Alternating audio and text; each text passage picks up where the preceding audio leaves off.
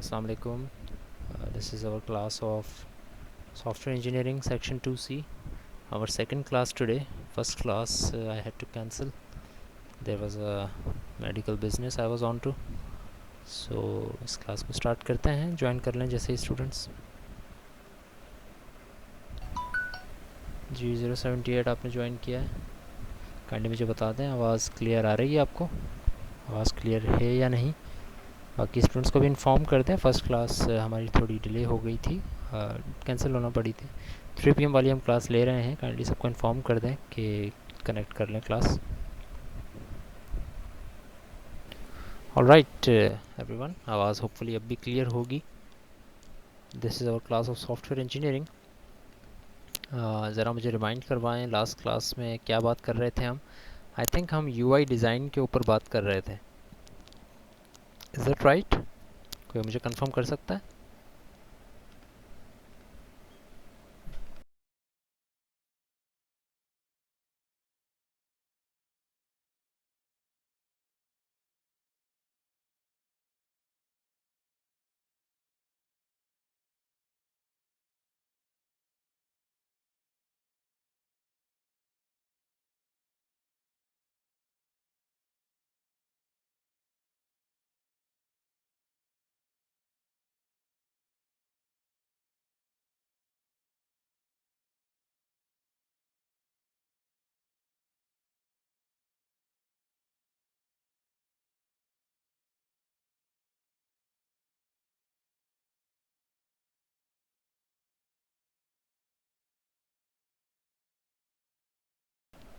Alright, yes, very good.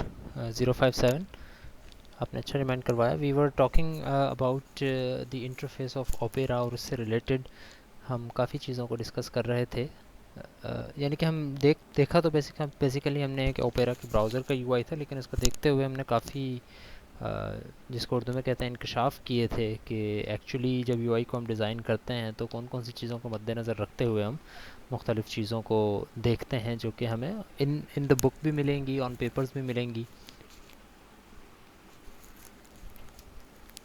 उसमें हमने कुछ पॉइंट्स देखे थे, जिसमें एक पॉइंट ये था कि आपका इंटरफेस कंसिस्टेंट होना चाहिए.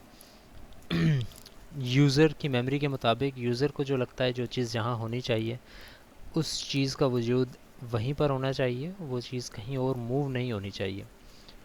Because unless there is a need to do so, अगर बहुत ही ज़्यादा नीड है आपको कि नहीं ये चीज़ दूसरी जगह पर होनी चाहिए, यहाँ पर इस चीज़ का मकसद नहीं बन पाएगा, तो इन दैट स्पेसिफ़िक केस हम कह सकते हैं कि चलें ठीक है, आप यहाँ पर उस चीज़ को थोड़ा सा चेंज कर सकते हैं. जिसकी मैं आमतौर पर यही एग्जांपल लेता हूँ कि भाई फाइल का बटन अगर मैं ये कहता हूँ कि भाई मेरे स्पेसिफ़िक सॉफ्टवेयर के लिए यहाँ पर नहीं एक दूसरी जगह पर होना चाहिए, तो फिर उस केस के अंदर अगर उसके अलावा कोई दूसरा अल्टरनेटिव नहीं है तो फिर आई विल से ओके ठीक है, मैं इसको दूसरी जगह पर रख देता हूँ.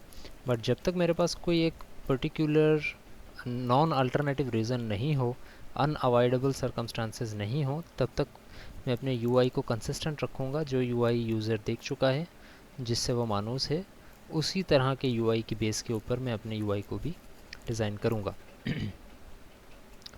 ठीक है, यहीं से आगे बढ़ते हैं. स्क्रीन होपफुली आप सबसे शेयर हुई होगी.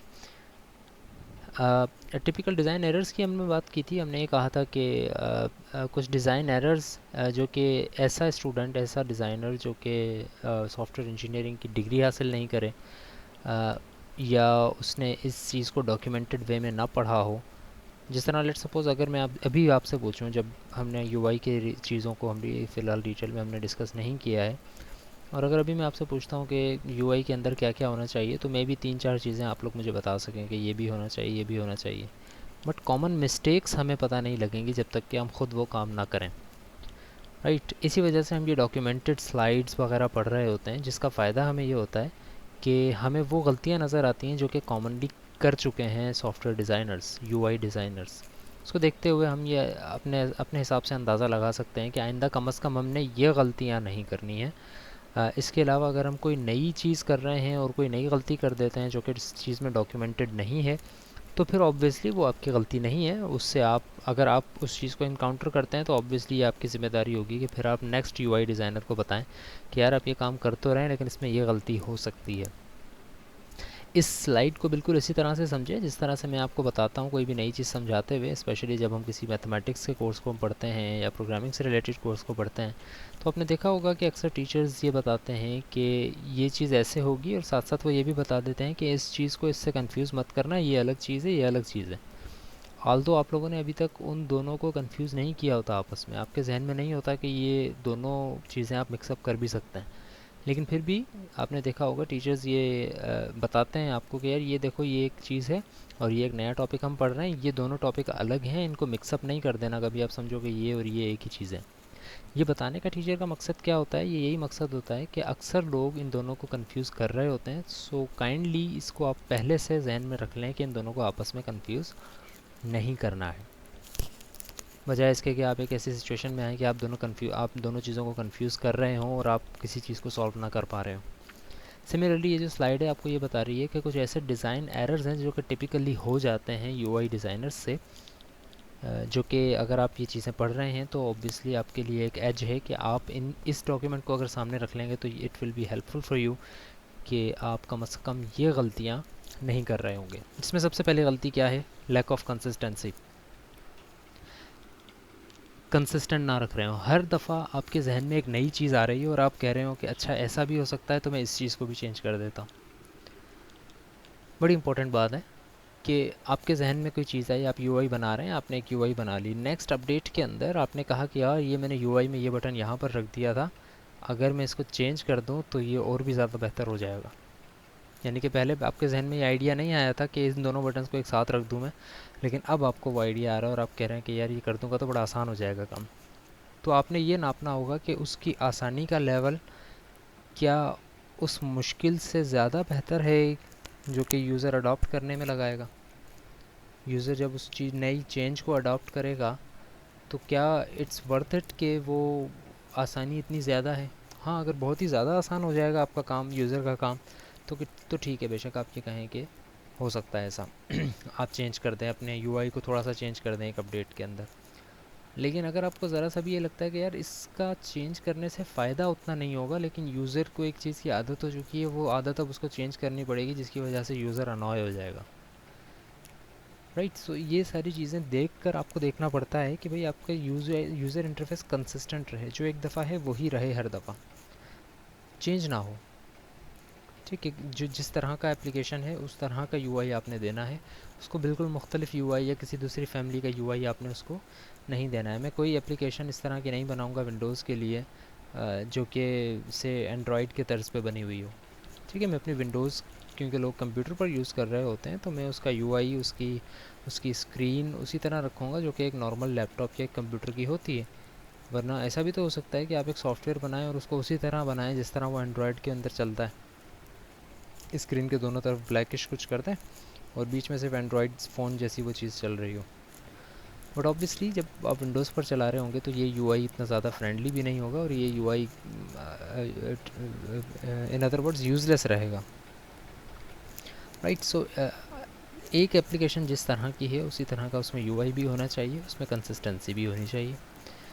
मेमोराइजेशन काफ़ी सारी डाल देते हैं चीज़ों की, ये भी एक बहुत बड़ी गलती करते हैं यूआई डिज़ाइनर्स, कि उन्हें लगता है कि ठीक है यूज़र समझ जाएगा ये चीज़, लेकिन मेमोराइजेशन यूज़र की कम से कम हमने यूज़ करनी है। यूज़र को एक चीज़ अगर याद है तो इसका मतलब कहने का ये है कि अगर कोई बटन, कोई फीचर आपने ऐसा रखा हुआ है जो कि लेट सपोज 4-5 क्लिक्स के बाद आ रहा है, आप पहले यहाँ क्लिक करें, फिर इसमें से ये चूज़ करें, फिर इसमें से ये चूज़ करें, फिर इसमें से ये चूज़ करें, इस तरह 4-5 क्लिक्स के बाद, 4-5 पेजेस के बाद एक चीज़ आ रही है और हर एक पेज के ऊपर 10-10 चॉइसेस हैं, तो फिर यूज़र को ये याद रखना मुश्किल हो जाएगा कि यार मुझे किस चीज़ पर क्लिक करना था, यहाँ से मैं कहाँ गया था, यहाँ से मैं कहाँ गया था, यहाँ से मैं कहाँ गया था, फिर जाकर मुझे वो एक चीज़ स्पेसिफिक मिल रही हो। So it's too much memorisation. तो इट्स बेटर कि आप यूआई को इतना फ्रेंडली बनाएं, इतना हेल्पफुल बनाएं कि यूज़र को तकरीबन तमाम चीज़ें जिसको कह लें कि फ्रंट पेज पर मिल रही हों, इतने ज़्यादा मेमोराइजेशन उसको ना करनी पड़े। गाइडेंस या हेल्प अक्सर लोग ऐड नहीं करते हैं अपने सॉफ्टवेयर के साथ, which is a huge mistake. हर तरह की गाइडेंस, हर तरह की हेल्प आपने देनी है यूज़र को, जब वो कहीं स्टक हो जाए तब तो देनी ही देनी है, लेकिन अगर वो लेट सपोज़ कहीं स्टक नहीं है और वो late suppose first time use कर रहा है आपके सॉफ्टवेयर को, तब तो आपने गाइडेंस को लाजमी देना ही है। जैसे लेट सपोज़ आप देख रहे होते हैं like in any Android application या इसी तरह की विंडोज़ की भी कोई इस तरह की एप्लीकेशन होती है, तो उसके अंदर आप देखते हैं कि ट्यूटोरियल्स आ रहे होते हैं मुख्तलिफ। यानी कि आपने फ़र्स्ट टाइम जब ओपन किया होता है कोई भी सॉफ्टवेयर, तो उसमें वो आपको खुद गाइड कर रहा होता है कि click here, then click there, then click there, if you want to do this then click here. इस तरह के मुख्तलिफ डायलॉग बॉक्सेस, छोटे छोटे पॉपअप्स आ रहे होते हैं, और उसको आप क्लोज़ भी कर सकते हैं और उसको आप फॉलो करते हुए कोई चीज़ समझ भी सकते हैं, जो कि एक न्यू यूज़र के लिए होता है कि अगर कोई न्यू यूज़र ऐसा है जो कि बिल्कुल न्यू है, फर्स्ट टाइम उसने चलाई ये चीज़, तो उसके लिए एक टूर होता है, जैसे समझ लें कि टूर ऑफ द एप्लीकेशन, कि इसमें आप क्या क्या कर सकते हैं। You can obviously skip that अगर आपके लिए वो एप्लीकेशन नई नहीं है, बट अगर वो नई है तो obviously you would like to take that quiz, take that trip, and उसके अंदर आप ये समझना चाह रहे होंगे ऑब्वियसली कि एक्चुअली वो एप्लीकेशन किस तरह से काम कर रही है।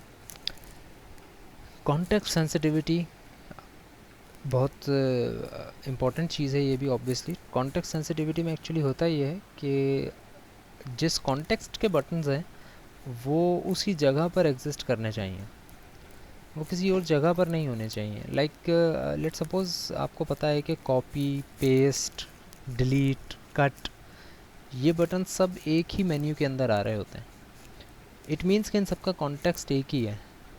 क्या होगा अगर लेट से आपको मैं कहता हूँ कि वर्ड डॉक्यूमेंट के ऊपर आप टाइपिंग कर रहे हैं, कॉपी और कट का बटन एक जगह आ रहा है, पेस्ट का बटन एक जगह आ रहा है, लेकिन डिलीट का बटन लेट सपोज फाइल के टैब में आ रहा है, राइट। सो यानी कि अगर मैं कहूँ कि कॉपी के लिए आपको राइट क्लिक करके कॉपी करना है, लेकिन पेस्ट करने के लिए आप फाइल में जाएँ, फिर एडिट में जाएँ, फिर फॉर्मेट में जाएँ, फिर पेस्ट करें। जबकि कॉपी और पेस्ट यू नो कि इन दोनों का कॉन्टेक्स्ट सेम ही है, these are the same context buttons, तो इनको साथ साथ ही होना चाहिए, अलग अलग जगहों पर नहीं होना चाहिए। सिमिलरली फ़ाइल से रिलेटेड जो चीज़ें हैं, सेव का बटन है, सेव एज़ का बटन है, फ़ाइल ओपन का बटन है, ये एक फ़ाइल के मेन्यू में ही आपको नज़र आ रही होती हैं। ये सब बटन्स, ये सब मेन्यूज़, ये सब लिस्ट्स एक कॉन्टेक्स्ट के तहत बनानी चाहिए। Context less, out of context कोई चीज़ एग्जिस्ट ना कर रही हो कि भाई इसका मुझे पता नहीं कि ये एक्चुअली किस चीज़ में आ रही है, तो इसको मैंने बाहर ही रख दिया। आपको नहीं पता लेट सपोज़ कि भाई आईपी एड्रेस की चेंज करना कहाँ पर आना चाहिए, तो आपने उसका बटन बाहर ही रख दिया। जबकि आईपी एड्रेस का बटन बाहर रखने से कोई फ़ायदा नहीं होगा, बिकॉज़ वो चीज़ ऐसी नहीं है जो कि यूजुअली यूज़र यूज़ कर रहा हो। सो आपको उसका कॉन्टेक्स्ट बताना पड़ेगा। आप बताएंगे कि अच्छा ये आईपी एड्रेस की चेंजिंग एक्चुअली लिंक करती है आपकी प्राइवेसी से, एंड देन प्राइवेसी आपकी लिंक करती है आपकी सेटिंग्स ऑफ द ब्राउज़र से, and then so on. Context एक बनाकर और सब बटन्स कॉन्टेक्स्ट के उसके साथ रखे जाएँ, उसके अलावा ना रखे जाएँ कहीं पर। या ऐसा भी ना हो कि भाई एक दो डिफरेंट तरह के कॉन्टेक्स्ट के बटन्स आप एक साथ रख दें, ठीक है। जिस तरह भाई कॉपी का बटन है वो आपने फ़ाइल सेव के साथ रखा हुआ है। अब कॉपी एक अलग चीज़ है एंड देन फाइल की सेविंग एक अलग चीज़ है, तो दो अलग अलग चीज़ों को आपने एक साथ एक ही कॉन्टेक्स्ट में रख दिया है, तो that is not a good thing as a UI designer. Obviously it will work, आप चाहें तो उसको लिंक करके उससे काम ले सकते हैं उन बटन से इस तरह का, but obviously teacher as a user के लिए उस वो चीज़ इतनी ज़्यादा हेल्पफुल नहीं रहेगी। पुअर रिस्पॉन्स, ये यूजुअली इस तरह नहीं होती है चीज़ कि यूआई डिज़ाइनर के ही सर पर हो ये चीज़ कि भाई उसकी वजह से ये चीज़ गलत हो रही है। पुअर रिस्पॉन्स का एक बड़ी अच्छी एग्जांपल आपको मैं ये देता हूँ कि आपने कुछ इस तरह के देखी होंगी एप्लीकेशंस या सॉफ्टवेयर्स जो कि ठीक है वो प्रोसेसिंग करने में फंस गए हैं कहीं पर, उनसे प्रोसेसिंग पूरी नहीं हो पा रही है, या कोई फ़ाइल नहीं मिल पा रही है, या कोई इनफाइनाइट लूप चल गया है, वॉट इस तरह की कोई अगर चीज़ चल रही है, आपने देखा होगा ये चीज़ें हो रही होती हैं। अक्सर सॉफ्टवेयर इस तरह के होते हैं जो कि अगर कहीं पर स्टक हो जाते हैं तो वो पूरा सॉफ्टवेयर ही अब नॉन यूजेबल हो जाता है। यानी कि इवन आप उसको क्लोज़ भी नहीं कर सकते, अब ना उसको आप मिनिमाइज़ कर पा रहे होते हैं, ना आप उसमें किसी और चीज़ को एक्सेस कर पा रहे होते हैं। ये मसले शुरू हो जाते हैं सॉफ्टवेयर के अंदर। जबकि पुअर रिस्पॉन्स का मतलब यहाँ पर ये दिया जा रहा है कि भाई अगर आपका सॉफ्टवेयर पुअर रिस्पॉन्स दे रहा है, किसी चीज़ में देर हो रही है, कोई चीज़ मिल नहीं पा रही उसको, किसी चीज़ के लिए बार बार उसको मसला पेश आ रहा है ढूंढने में, वॉट, तो यूज़र को वो इन्फॉर्म लाजमी करे कि उस चीज़ का रिस्पॉन्स थोड़ा सा पुअर अगर हो रहा है, तो वो यूज़र को इन्फॉर्म करे कि भाई ये इसका रिस्पॉन्स इतनी देर लगेगी, और इसमें अगर आपको कोई और काम करना है तो आप बेशक वो कर सकते हैं। एक्चुअली बात ये हो रही है कि बेशक आपका सॉफ्टवेयर बैकएंड की वजह से रिस्पॉन्स गलत दे रहा हो, पुअर रिस्पॉन्स दे रहा हो, लेट रिस्पॉन्स दे रहा हो, बट यूज़र को आपने ये फील करवाना है दैट ही और शी इज़ इन कंट्रोल। उसको आपने ये फील करवाना है कि भाई इसमें इतना टाइम लग रहा है, अगर चाह रहे हैं आप तो इस प्रोसेस को अभी यहाँ पर ख़त्म कर दें। अगर आप चाह रहे हैं कि नहीं प्रोसेस को ख़त्म नहीं करने चलने देना है तो फिर बेशक आप चलने दें, आपका प्रोग्राम इसी तरह स्टक रहेगा, आप कुछ और नहीं कर पाएंगे। एटलीस्ट मैसेजिंग करके यूज़र को बता दें डायलॉग बॉक्स के अंदर कि भाई ये एक्चुअली सिचुएशन है आपके सॉफ्टवेयर की, अब आप क्या करना चाह रहे हैं। Right, so put the user in control rather than कि सॉफ्टवेयर ख़ुद अपने हाथ में ले ले सारी चीज़ और यूज़र को कोई चीज़ ना करने दें under certain circumstances. Unfriendly, arcane नहीं होना चाहिए। आर्केन का मतलब है एक्चुअली यहाँ पर जैसे हॉस्टाइल नहीं होना चाहिए। हॉस्टाइल का बेसिकली मकसद ये होता है कि आपका सॉफ्टवेयर ऐसा ना हो कि उसमें कुछ चीज़ें यूज़र को फ्रेंडली ना लग रही हों, यूज़र को या तो देखने में या सुनने में या ढूंढने में मुश्किल पेश आ रही हो। कंसिडर वन एग्ज़ाम्पल, मैं आपको एक एग्ज़ाम्पल देता हूँ। आपने देखी होंगी शायद इस तरह की कोई एग्ज़ाम्पल्स, और एक मैं एक रफ़ एग्ज़ाम्पल आपको दे रहा हूँ। It's not a very real example, it's just a hypothesis. Let's suppose कि कोई भी एक आप यूआई चला रहे हैं, फाइल का बटन है, एडिट का बटन है, वर्ड डॉक्यूमेंट आप चला रहे हैं। लेट्स सपोज़ फाइल का बटन, एडिट का बटन बिल्कुल उसी तरह मैं आपको जैसे दिखाता हूँ। अब एक मिनट रुकिएगा, मैं आपके सामने एक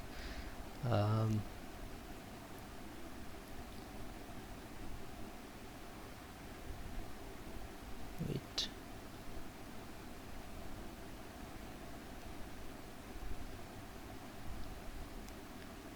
राइट, फॉर एग्ज़ाम्पल वही ओपेरा की मैं एग्ज़ाम्पल लेता हूँ।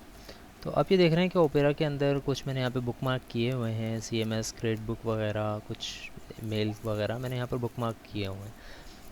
फॉर एग्ज़ाम्पल ये बुकमार्क एक हुआ है, इसका फ़ॉन्ट कुछ और हो, इसका फ़ॉन्ट कुछ और हो, यहाँ पर इसकी टेक्स्ट का कलर ब्लैक हो जाए, यहाँ पर इसके टेक्स्ट का कलर कुछ और हो जाए, यहाँ पर फ़ॉन्ट कलर कुछ और हो जाए, फ़ॉन्ट का साइज़ कुछ और हो जाए।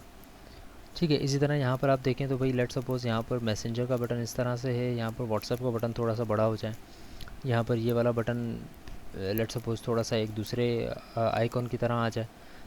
राइट, इसी तरह लेट सपोज़ एक टैब है, दूसरी टैब, तीसरी टैब, बहुत सारी टैब्स होती हैं, हर टैब के ऊपर फ़ॉन्ट का कलर डिफरेंट हो जाए। ठीक है, यहाँ पर लाइन जो आ रही है ये ब्लैक के बजाय आधी वाइट हो जाए, आधी ब्लैक हो जाए, आधी ब्लू हो जाए, आधी शार्प ऑरेंज हो जाए। ये जो चीज़ें होती हैं इसकी वजह से एक्चुअली आपका सॉफ्टवेयर तो सही काम करेगा, बट इसमें इशू ये आएगा कि आपका जो यूआई है वो फ्रेंडली नहीं होगा अब। और फ्रेंडली का मतलब ये है कि यूज़र को ये चलाने में, देखने में, इसको नेविगेट करने में बहुत ज़्यादा मुश्किल होगी। वर्ड के अंदर अगर मैं कहता हूँ, या लेट सपोज मैं यहीं पर एक राइट क्लिक करता हूँ, सॉरी, राइट क्लिक करने से ये बिल्कुल बैक पे आ गया। ऑल राइट, ठीक है, F11 करके करते हैं। सो लेट्स सपोज ये राइट क्लिक मैंने किया है, अब ये कुछ मेन्यू आ रहा है मेरे पास। व्हाट अबाउट के इन सब मेन्यू के अंदर फ़ॉन्ट हर किसी का चेंज हो जाए। यहाँ पर आपने देखा होगा जब आप कंप्यूटर्स अगर आपने पुराने वक्तों में चलाए हों, जब विंडोज़ 98 या इवन विंडोज़ XP वगैरह चलती थी, तब उन विंडोज़ के अंदर आपने ये देखा होगा कि मुख्तलिफ़ थीम्स आया करती थी। आप उसमें जो है माउस के कर्सर का कलर चेंज कर सकते थे, आप उसमें फ़ॉन्ट चेंज कर सकते थे, आप उसमें मेन्यू का तरीका चेंज कर सकते थे। और अगर आपने उसको उसके साथ कुछ खेला हो, आपने थीम्स वगैरह चेंज की हो, आपको ये अंदाज़ा हो गया होगा कि भाई थीम्स चेंज कर देने से वो यूआई ज़्यादा फ्रेंडली नहीं रहता। ऐसा ही होता है ना कि उसमें उसमें कलर चेंजिंग की वजह से, फ़ॉन्ट चेंजिंग की वजह से, हाईलाइट की चेंजिंग की वजह से, भाई इस पे ब्लैक और ब्लू से हो रहा है हाईलाइट, यहाँ पर मैं आता हूँ तो येलो और ग्रीन से होने लग जाता है, यहाँ पर आता हूँ किसी और तरीके से होने लग जाता है। तो ये जो चीज़ें हैं ये आपकी यूआई को फ्रेंडली नहीं होने देती। एक फ्रेंडली यूआई तभी होता है जब उसके अंदर तमाम चीज़ें इस तरह की हों जिस पर यूज़र को ज़्यादा फोकस ना करना पड़ रहा हो कि भाई वो चीज़ एक्चुअली है क्या, उसको पढ़ें, उसको देखें, उस पर गौर करें, फिर जाके उस पर क्लिक करें। नहीं, ज़्यादातर यूआई इस तरह की होनी चाहिए जो कि यूज़र जिसको कह लें कि उसकी मसल मेमोरी के अंदर वो चीज़ सेव हो जाए और फिर उसको उस पर ज़्यादा ज़ोर ना डालना पड़े उस चीज़ के ऊपर। ठीक है, जिस तरह आप यहाँ पर देख रहे हो इस मेन्यू के अंदर, ये जो आपके सामने मैंने मेन्यू खोला है इसमें आप देख रहे हो तो इसके सामने इसके शॉर्टकट भी लिखे हुए हैं और इसके सामने इसके वो भी बने हुए हैं, आइकन्स भी बने हुए हैं। तो अक्सर अगर ऐसा हो कि मैं ये पढ़ूँ भी ना, इतना भी टाइम ना हो या इतनी मेरा फोकस ना हो कि मैं इन चीज़ों को अलग अलग पढूँ, मैं सिर्फ इसकी शक्ल देख के मैं कहता हूँ अच्छा भाई ये सर्च का बटन है, ये जूम इन का बटन है, ये जूम आउट का बटन है, फिट टू विड्थ का बटन है। ये वो सारी चीज़ें हैं जो कि एक यूआई को फ्रेंडली बनाती हैं। अगर ये सारी चीज़ें आपकी यूआई में नहीं है, okay it will work, the software will work 100%, but it will not be very very very friendly. So there are 3 golden rules. User को कंट्रोल में रखें, यूज़र को कभी ये फील ना हो कि the software is working on itself और यूज़र उसके कंट्रोल में नहीं है, सॉरी यूज़र के कंट्रोल में सॉफ्टवेयर नहीं। जिसकी एक एग्जांपल अभी मैंने थोड़ी देर पहले ये ली कि अपने आप में वो एक प्रोसेसिंग करने लग गया और अब यूज़र स्टक होकर बैठ के देख रहा है सॉफ्टवेयर को कि ठीक है ये अपना काम पूरा करे तो मैं कुछ और कर सकूँगा, अदरवाइज़ मैं कुछ भी नहीं कर सकूँगा। So place the user in control, हर चीज़ यूज़र से पूछें, उसको बताएं, and not in a very brute force way, हमेशा की तरह नहीं कि भाई ऐसा हमेशा आपने करना है। कुछ चीज़ों में ख़ुद डिसीजन ले सॉफ्टवेयर, बट ज़्यादातर चीज़ों में यूज़र को कंट्रोल दें ताकि यूज़र को ये फील हो कि सॉफ्टवेयर वो चला रहा है, सॉफ्टवेयर कहीं और से नहीं चल रहा। यूज़र का मेमोरी लोड कम करें और मेक द इंटरफेस कंसिस्टेंट। ये हमने जब गलतियाँ आप देख रहे थे तो इसमें सबसे पहले गलती हमने ये देखी थी, कंसिस्टेंसी की लैक हो जाती है जब भी आप किसी यूआई को बनाते हैं। सबसे बड़ी गलती ये करते हैं UI designers. So it is also one of the golden rules के make the interface consistent, interface को कंसिस्टेंट बनाना है। इन दोनों चीज़ों को वन बाय वन देखते हैं। Place the user in control का मतलब ये है कि define interaction modes in a way that does not force a user into unnecessary और अनडिज़ायर्ड एक्शन। इस तरह से अपने यूआई को डिज़ाइन करें जो कि यूज़र को फोर्स ना करे किसी अनडिज़ायर्ड या अननेसेसरी एक्शन के लिए।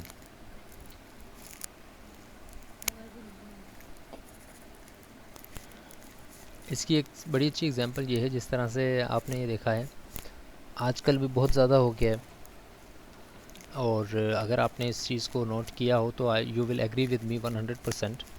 एग्री करते हैं तो ज़रा मुझे मैसेज भी करके बताइएगा। आपने देखा होगा कि जब आप किसी नई वेबसाइट के पास जाते हैं किसी नई वेबसाइट को लॉगिन करते हैं, या सिर्फ आपने लिखा कोई नई वेबसाइट है www.something.com, आप उस वेबसाइट पे जाते हैं तो आजकल आपने देखा होगा कि वो वेबसाइट, लेट्स सपोज उसका पूरा पेज है। मैं ज़रा आपके सामने ओपेरा दोबारा ओपन करता हूँ और इसी की बात करते हैं।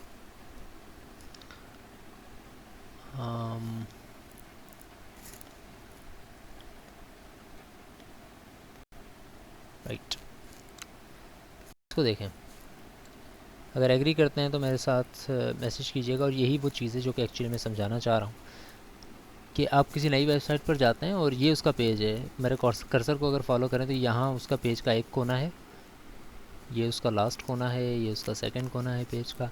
और आपने देखा होगा कि आप किसी नई वेबसाइट पर जाते हैं और कर्सर को फॉलो कीजिएगा। बड़ी इंपॉर्टेंट चीज़ है कि यहाँ से लेके यहाँ तक तो आपको पेज नज़र आ रहा है, लेकिन यहाँ के बाद, इस लाइन के बाद से लेके नीचे तक आपको पेज नज़र नहीं आ रहा। और एक बहुत बड़ा एक डायलॉग बॉक्स आया हुआ है जिसके ऊपर लिखा हुआ है accept all cookies. Remember that, आप लोगों के साथ भी ऐसा हुआ होगा। आप किसी नई वेबसाइट पर जाते हैं और उस पर लिखा होता है एक्सेप्ट ऑल कुकीज़, और उसके अलावा कोई बटन ही नहीं होता। ज़्यादा से ज़्यादा ये होता है नहीं कस्टम सेलेक्शन। कस्टम सेलेक्शन पे आप जाते हैं तो उसमें भी यही होता है कि आप किस किस तरह की कुकीज़ को यहाँ पर अलाउ करेंगे, किस किस तरह के बुकमार्क्स को आप अलाउ करेंगे, किस तरह के बुकमार्क्स को आप अलाउ नहीं करेंगे। ये एक ऐसा यूआई है, ये एक ऐसा यूआई का फीचर है। ऑल्दो वेबसाइट्स ये कहेंगे कि ये उनके लिए नेसेसरी है, but as a user you know कि इट इज़ वेरी अनोइंग। ये एक ऐसी चीज़ है जो कि आप नहीं चाह रहे कि हो, लेकिन फिर भी ये किए बगैर आप सॉफ्टवेयर को नहीं चला पा रहे, वेब एप्लीकेशन को नहीं चला पा रहे।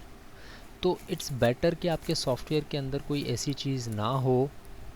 ये अब यूआई डिज़ाइनर कह रहा है, और यूआई डिज़ाइनर ये कह रहा है कि इस तरह से अपने इंट्रैक्शन मोड्स को डिफ़ाइन करें कि यूज़र कोई अनडिज़ायर्ड कोई इस तरह का एक्शन उसको परफॉर्म ना करना पड़े जो कि वो नहीं चाह रहा। एंड ना सिर्फ ये कि ना उसको करना पड़े, बल्कि ये भी देखें कि वो गलती से ना कर दे, गलती से ना कर दे कोई चीज़। इसकी एग्जांपल के लिए मैं आपको एंड्रॉयड एप्लीकेशन की एग्जांपल दूंगा। अक्सर ऐसा होता है एंड्रॉयड एप्लीकेशन में हम जो चीज़ चाह रहे होते हैं उस पर टच होने के बजाय कहीं और टैप हो जाता है। अगेन एग्री या डिसएग्री अगर आप करते हैं तो बताइएगा, अगर आपके साथ भी ऐसा होता है कि आप मोबाइल स्क्रीन पे कुछ देख रहे हैं, कोई एप्लीकेशन आपने ओपन किया, आपको उसका एक बटन नज़र आया उस एप्लीकेशन के उस बटन पे आपने क्लिक करना है। जब आप उस बटन पर क्लिक करते हैं तो जैसे ही आप टैप करते हैं तो पता लगता है कि बिल्कुल उस नैनो सेकंड के अंदर जब आप उसको टैप करने वाले थे वो पेज थोड़ा सा ऊपर नीचे हुआ और किसी और बटन पे क्लिक हो गया। और यूआई डिज़ाइनर का काम ये है कि अगर वो रिफ़्रेश होकर या थोड़ा सा स्विचिंग होकर अपनी जगह चेंज भी करता है तो वो इतनी दूर चला ना जाए कि उसकी जगह कोई ऐसा बटन ले ले जो कि जिस पर मुझे बिल्कुल भी काम नहीं करना था। जैसे लेट्स से कि अगर मुझे कोई चीज़ पेस्ट करनी है, बड़ी एक रेलेवेंट एग्जांपल्स दे रहा हूँ मैं आपको। मैंने कोई चीज़ पेस्ट करनी है, मैंने कोई टेक्स्ट कॉपी किया है और मुझे वो पेस्ट करना है। मैं जैसे ही उस पेस्ट पर क्लिक करता हूँ तो पता लगता है कि वो मेन्यू पूरा लोड नहीं हुआ था, अब वो पूरा लोड हुआ है। और जब मैं पेस्ट पर क्लिक करने गया तो एक्चुअली पेस्ट पर नहीं, वो कॉपी पे क्लिक हो गया। अब जब वो कॉपी पे क्लिक हो गया इसका मतलब है जो पहले चीज़ मैंने कॉपी की थी वो अब चली गई। अब ये चीज़ कॉपी हो गई है जिसको मुझे कॉपी करना ही नहीं था। So this is one of those examples जो कि कुछ अपने मोड्स इस तरह से डिज़ाइन करें, यानी कि अपने कॉन्टेक्स्ट इस तरह से डिज़ाइन करें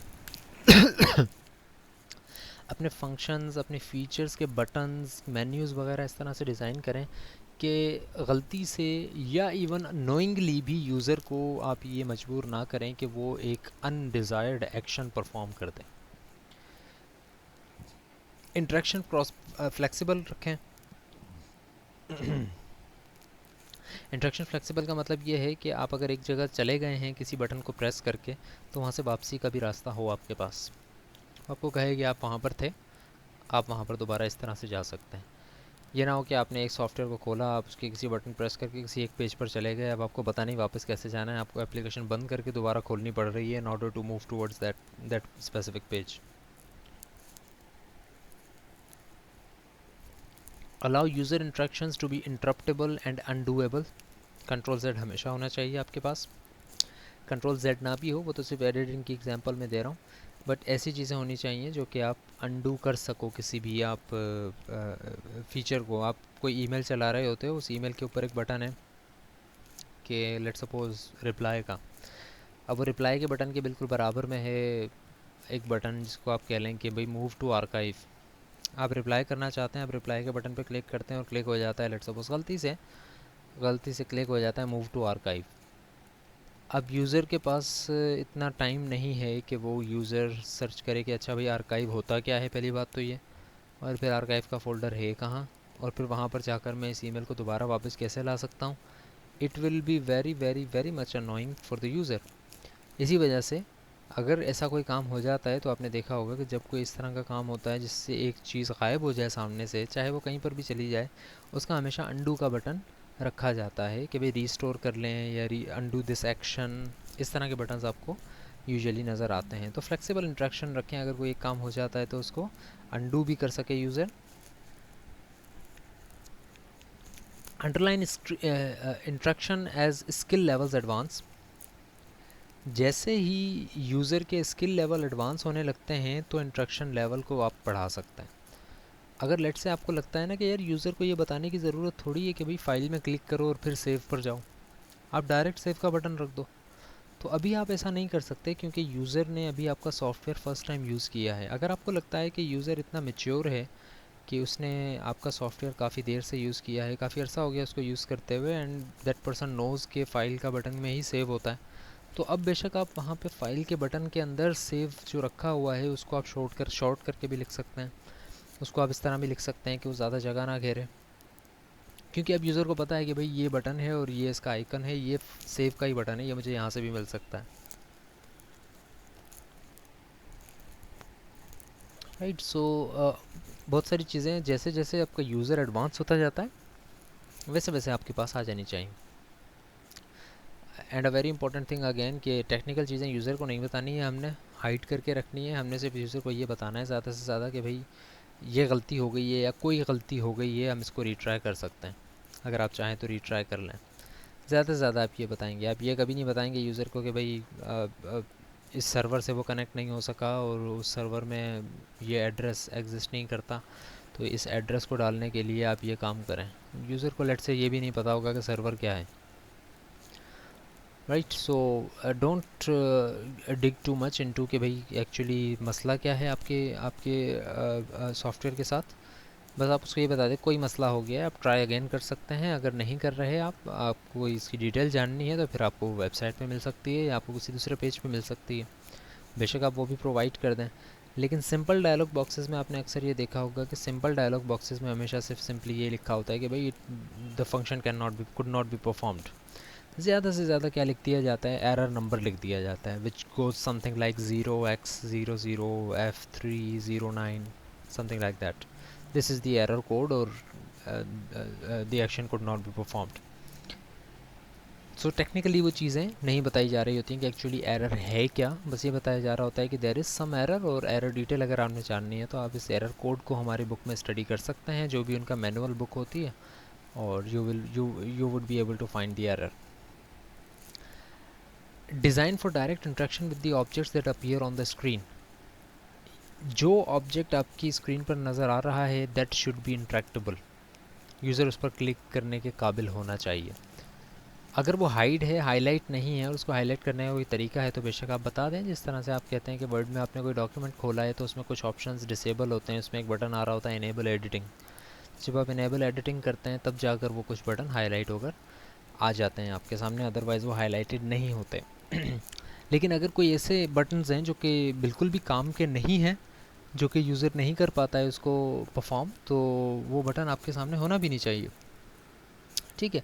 जैसे आपने अक्सर देखा होगा कि जब आप एक बड़ी इसकी रेलेवेंट एग्जांपल आपको मैं देता हूँ कि जब आप किसी वेब एक्सप्लोरर को, सॉरी, फाइल एक्सप्लोरर को खोलते हैं तो अब आपके लैपटॉप में या कंप्यूटर में सीडी की जगह होती है यूजुअली, कि आप भाई सीडी लगाते हैं और उस सीडी का डाटा आप कंप्यूटर में रीड कर सकते हैं।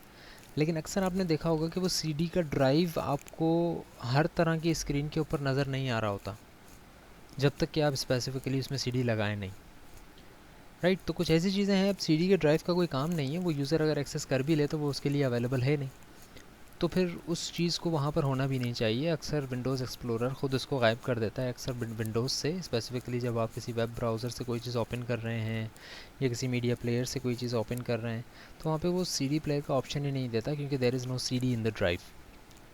सो जब कोई चीज़ अवेलेबल नहीं है यूज़र को तो उसका बटन भी या उसकी उसके फ़ीचर्स भी यूज़र को सामने नज़र नहीं आने चाहिए, वरना यूज़र ये एक्सपेक्ट करने लग जाएगा कि भाई उसको ये काम करना है, और जबकि ऐसा काम हो ही नहीं सकता।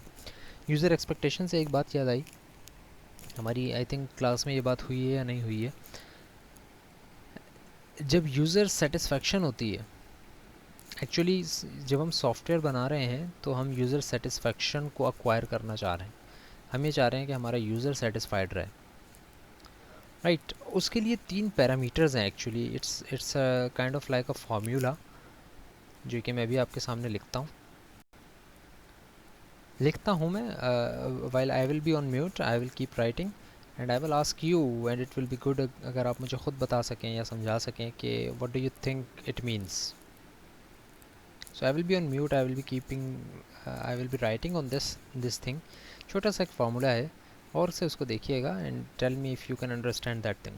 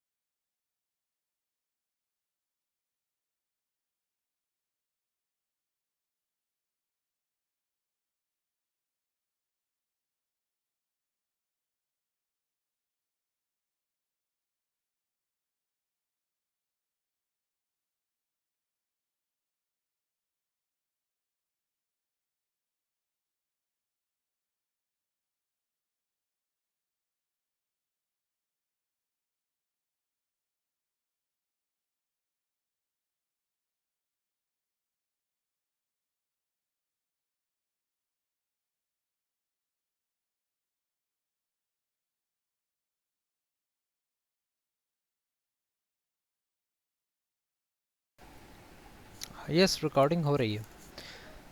सो देर आर 3 वेरिएबल्स। पहला वेरिएबल जिसको मैं यू ई कह रहा हूँ वो है actually users expectations, and the second one is U S, that is user satisfaction, and software performance is known as S P. छोटे नाम दे दिए मैंने उसको, शॉर्ट फॉर्म्स उसकी मैं यूज़ कर रहा हूँ क्योंकि मुझे 2-3 दफ़ा लिखना था।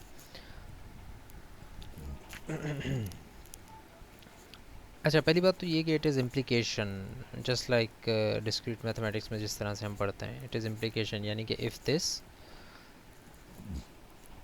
Then this is like a logical statement, and it's saying that अगर सॉफ्टवेयर की performance is greater than users expectations, अगर सॉफ्टवेयर ने ऐसा परफॉर्म किया है जो कि ग्रेटर देन यूज़र्स एक्सपेक्टेशन है, तो user satisfaction is plus plus plus which means it increases, right. अगर software performance is greater than users expectations तो user satisfaction level would increase. Second statement आप खुद समझें और मुझे थर्ड में बताएं कि ये जो क्वेश्चन मार्क्स हैं इसमें क्या आएगा, इसकी जगह पर क्या आएगा।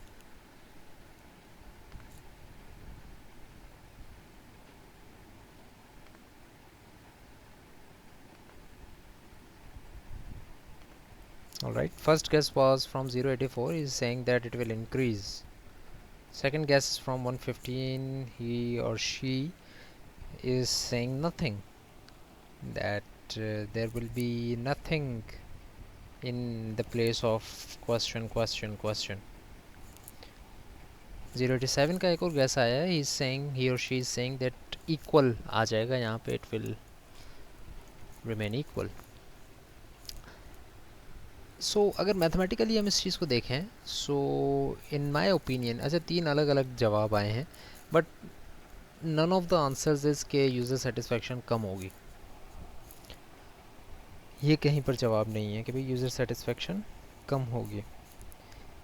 अब ये चीज़ एक डिबेटेबल चीज़ है, बिकॉज इसके ऊपर न सिर्फ आपकी सॉफ्टवेयर इंजीनियरिंग की एप्लीकेशन रूल्स लगेंगे, बल्कि इसके अंदर एक बहुत इम्पोर्टेंट रूल लगना शुरू हो जाएगा, वो है मैनेजमेंट का रूल, यानी कि मार्केटिंग लेवल, मार्केटिंग स्कीम्स, वो रूल्स भी यहाँ पर लगना शुरू हो जाएंगे। यानी it's not just a thing of software designer और UI designer level, it's a thing about the chief technology officers and CEOs and project managers of your software.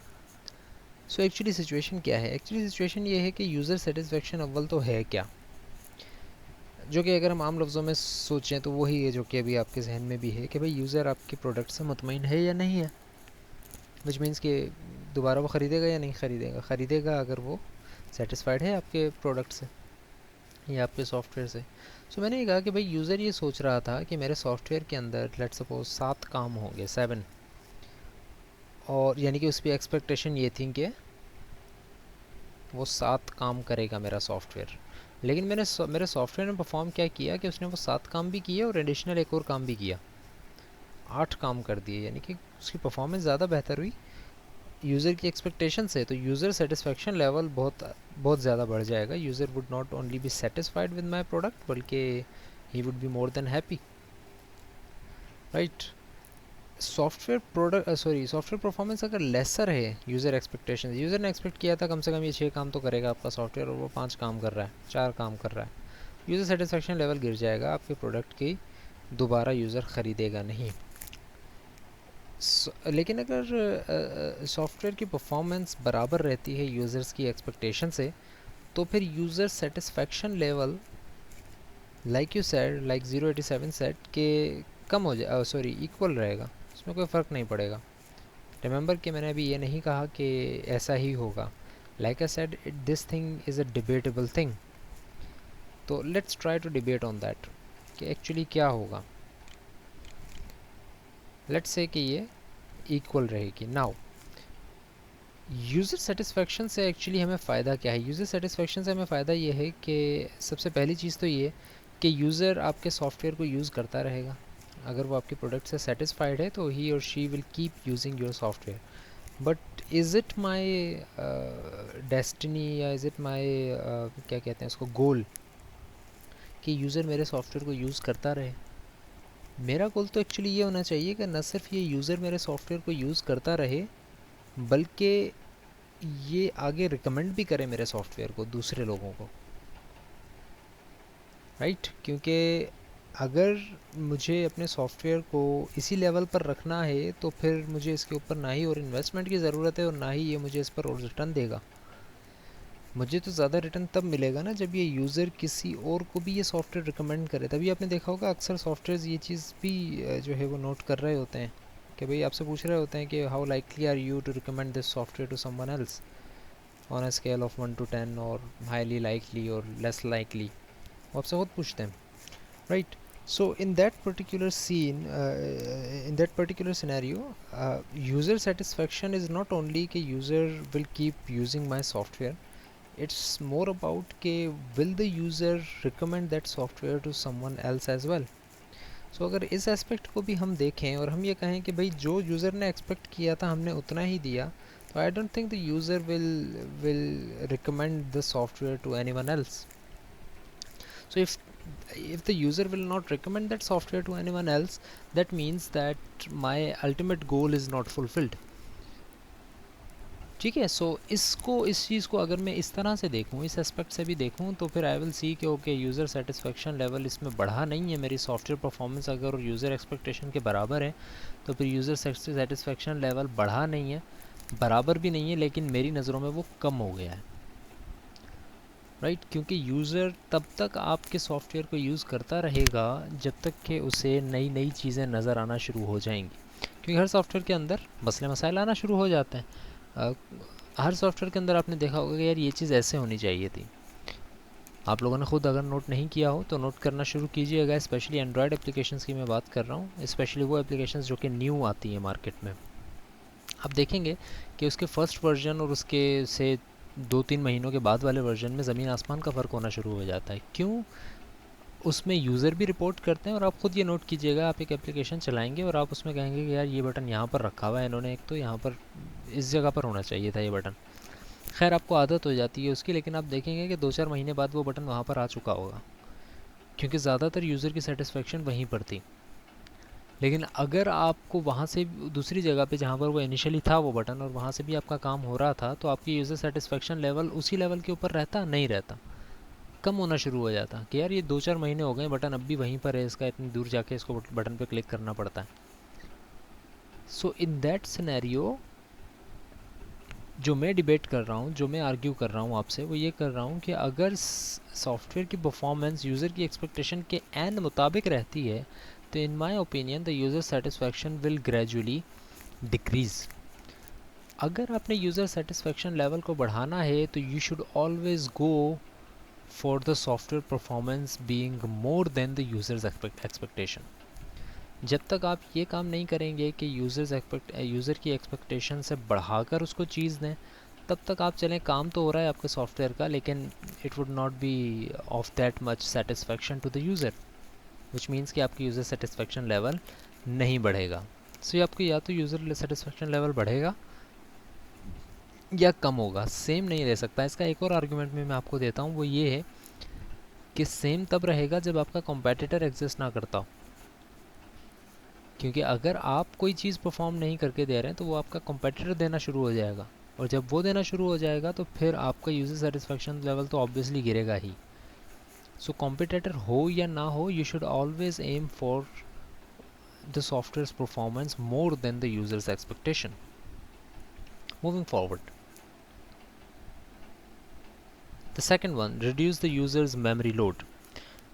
Reduce demand on short term memory, establish meaningful defaults, define shortcuts that are intuitive. The visual layout of the interface should be based on a real world metaphor and disclose information in a progressive fashion. एक एक करके इन सब की example और इन सब को मैं ज़रा रिलेट करता हूँ कि आपको ये सॉफ्टवेयर में किस तरह से नज़र आती हैं। शॉर्ट टर्म मेमोरी की डिमांड को कम किया जाता है, यानी कि बहुत सी चीज़ें ऐसी होती हैं जो कि आपको फर्स्ट अटैम्प्ट के अंदर नज़र नहीं आती और आपको काफ़ी ढूंढ कर उन चीज़ों के ऊपर आप काम करते हैं, और जब नेक्स्ट टाइम आप उस एप्लीकेशन को चलाते हैं तो आप भूल चुके होते हैं कि एक्चुअली वो चीज़ मुझे कहाँ मिली थी। इसमें वो फला बटन कहाँ था या फला फीचर कहाँ था आपके सॉफ्टवेयर के अंदर। तो इस चीज़ को आपने कम करना है, लॉन्ग टर्म मेमोरी के ऊपर यूज़र के काम करना है, which is the same thing जो कि मैं पिछली क्लास में भी बता चुका हूँ कि आपने यूज़र की मेमोरी को यूज़ करते हुए अपनी यूआई बनानी है। जो चीज़ को ऑलरेडी पता है उसकी लॉन्ग टर्म मेमोरी में है, उसको यूज़ करते हुए अपनी यूआई को अकोमोडेट करना है। मीनिंगफुल डिफ़ॉल्ट्स होने चाहिए। डिफ़ॉल्ट्स आपको पता है बाय डिफ़ॉल्ट कुछ चीज़ें सेट करनी पड़ती हैं हमें, और वो चीज़ मीनिंगफुल होनी चाहिए।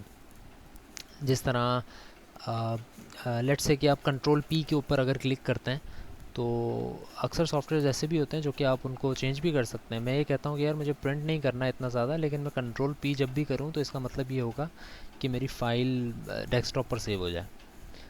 सो अगर मेरा सॉफ्टवेयर इस तरह की चीज़ परफॉर्म कर रहा है कि कंट्रोल पी से वो मेरी फ़ाइल को डेस्कटॉप पर सेव कर देता है, तो क्या बाय डिफ़ॉल्ट उसको ऐसा करना चाहिए? नहीं करना चाहिए, क्योंकि user according to the user, according to the history, user को यही पता है कि कंट्रोल पी से प्रिंट होता है। तो कंट्रोल पी पे बाय डिफ़ॉल्ट आपने प्रिंट ही रखना है, बेशक यूज़र चाहे तो उसको चेंज कर ले। इसी तरह कलर कोडिंग जो है वो बाय डिफ़ॉल्ट आपने वाइट और ब्लू के ऊपर ही रखना है ज़्यादातर अपनी कलर कोडिंग। ऑरेंज या शार्प येलो कलर्स यूज़ नहीं करना है। ऑल्दो यूज़र चाहे तो चेंज कर सकता है, जिस तरह से आपको मैंने थीम्स वगैरह की एग्जांपल दी, यूज़र चाहे तो चेंज करे, लेकिन बाय डिफ़ॉल्ट आप इस तरह की चीज़ किसी भी सॉफ्टवेयर में नहीं करेंगे। शॉर्टकट्स बताएं, ऐसे शॉर्टकट्स जो कि आमतौर पर यूज़र यूज़ करते हैं, कंट्रोल एस, कंट्रोल जेड, वो उसी तरह बताएं।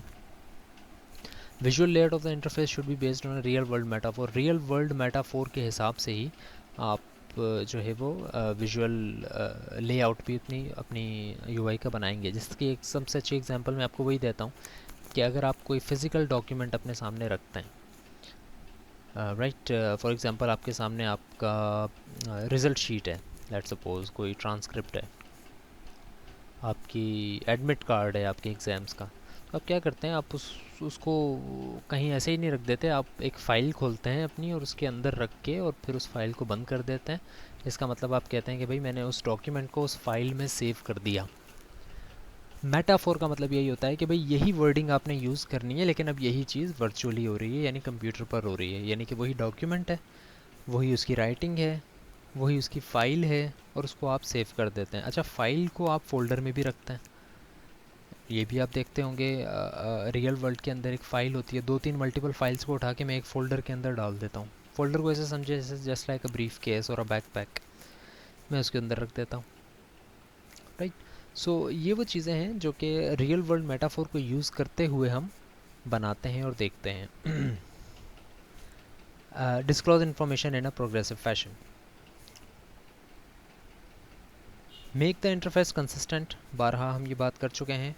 Allow the user to put the current task into a meaningful context, user को ये पता होना चाहिए कि एक करंट टास्क जो मैं कर रहा हूँ वो एक मीनिंगफुल कॉन्टेक्स्ट के थ्रू कर रहा हूँ, क्यों कर रहा हूँ और उसके होने के बाद क्या होगा आपके सॉफ्टवेयर में, वो सब उसको इन्फॉर्मेशन होनी चाहिए। Maintain consistency across a family of application, all browsers look the same, all games look the same, all fight game looks the same, all racing games look the same, इसी तरह all calculators look the same, right. So इस तरह की हर एक तरह की applications जो है उनकी फैमिली, उसके उसके हिसाब से ही आपने अपने अपने यूआई को भी उसी तरह बनाना है। If past interactive models have created users expectation, ये वो बात है जो कि मैं क्लास के स्टार्ट में ही मैंने ये बात की थी कि अगर पास्ट के यूज़र मॉडल्स, पास्ट के यूआईज़ ने अगर यूज़र्स की एक्सपेक्टेशन बना दी है किसी चीज़ के बारे में, तो उसको वैसे ही रखें, अनलेस आपके पास बहुत ही बड़ा रीज़न हो कि नहीं इसको मुझे चेंज करना है, मुझे सेव का बटन यहाँ से हटा के यहाँ रखना है। क्यों रखना है? अगर आपके पास इसके अलावा कोई अल्टरनेटिव नहीं है कि आप कहें कि नहीं अगर मैं यहाँ नहीं रखूँगा तो फिर मसला हो जाएगा, तो फिर बेशक आप सेव के बटन की जगह चेंज करें। अदरवाइज़ अगर कोई रीज़न नहीं है आपके पास, अल्टरनेटिव हो सकता है, तो फिर उस बटन को वहीं पर रखें, उस चीज़ को वहीं पर रखें, उस यूआई को उसी कलर का रखें जिस कलर का यूज़र ने एक्सपेक्ट किया है कि उसको होना चाहिए, ठीक है। अच्छा, अब ये 4 तरह के मॉडल्स हैं, इन चारों तरह के मॉडल्स के ऊपर बात करेंगे इंशाल्लाह नेक्स्ट क्लास के अंदर। User model, design model, mental model, implementation model. It will be helpful for you and I would very much appreciate अगर इन चारों मॉडल्स के बारे में थोड़ा बहुत आप पढ़कर पहले से आ जाएं, तो हमें भी समझने में आसानी होगी और इन मॉडल्स को बनाने में भी थोड़ा सा हेल्पफुल रहेगा हमें. So that's about it from today's class. कल हमारी आई थिंक क्लासेस हैं दोबारा. होपफुली उन क्लासेस को मैं टाइम पर लूँगा if the medical business I was attending उसमें कोई चेंज नहीं होता है तो. बट अगर कोई चेंज होता है तो I will communicate to the CR. Kindly stay connected with him. मैं उनको बता दूंगा अगर क्लासेस के टाइमिंग में कोई चेंज है या अगर मैं क्लासेस पोस्टपोन कर रहा हूँ तो I will contact that person. और स्लाइड्स आपको सारी की सारी अवेलेबल हैं ऑलरेडी. MS टीम्स के ऊपर सारी अपलोडेड हैं, ड्राइव के ऊपर सारी अपलोडेड हैं. Each and everything is available to you. जो फर्दर स्लाइड्स हैं वो भी सारी अवेलेबल हैं आपको. So it would be very helpful for you जो कि आप अगर पहले से ये चीज़ें पढ़कर आ जाएंगे before the start of the class. I don't know 088. I am not sure about that. कभी भी ये कह सकते हैं यूनिवर्सिटी वाले कि फ़िज़िकल क्लासेस अब से हम स्टार्ट कर रहे हैं. बट आई थिंक जो फ़िलहाल नोटिफिकेशन आया है वो सिर्फ वैक्सीनेशन का आया है for the employees that they should get vaccinated. I think उनको 15 डेज़ का अल्टीमेटम मिला है सब एम्प्लॉयज़ को कि दे शुड गेट वैक्सीनेटेड. और आई थिंक आफ्टर 15 डेज़ तो हमें ये समझना ही चाहिए कि आफ्टर 15 डेज़ तो यूनिवर्सिटी ओपन हो ही जाएगी. लेकिन उससे पहले भी हो सकती है. It's not a confirmed thing. So let's see what happens. So that's about it from today's class. See you I think tomorrow in our class hopefully if अगर हमारा टाइम टेबल यही रहता है तो. Thank you very much.